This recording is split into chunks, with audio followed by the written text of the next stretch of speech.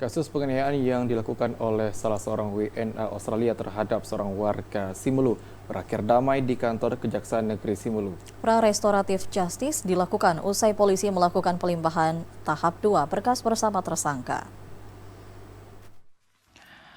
Usai dilakukan pelimpahan tahap 2 dari kepolisian ke kantor Kejaksaan Negeri Simelu, kasus penganiayaan yang dilakukan oleh seorang WNA Australia terhadap seorang warga desa Lantik, Kecamatan Tepa Barat Simelu berakhir damai dengan bersyarat.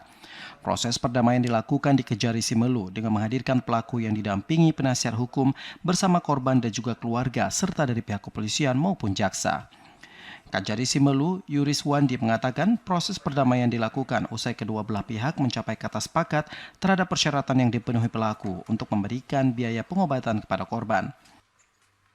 Memang untuk perkara setelah kami lakukan perdamaian ini, kemudian akan dilakukan proses yang kedua, yaitu kami pra-expose RJ dengan Pak Kejati, dengan Pak Waka, dengan Pak Spidum, kemudian yang terkait di sini.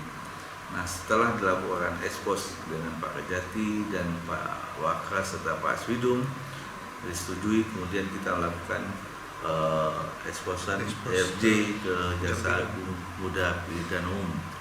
Untuk tersangka dititipkan? Untuk tersangka kita titipkan sementara di lapas kelas 3 Sinabang. Usai berdamai, Kejari Simelu akan melakukan ekspos restoratif justice ke Kejati Aceh dan juga Kejaksaan Agung. Untuk sementara pelaku dilakukan penahanan beberapa hari ke depan yang dititipkan di lapas kelas 3 Sinabang. Dari Simelu, Al Asyab TVRI melaporkan.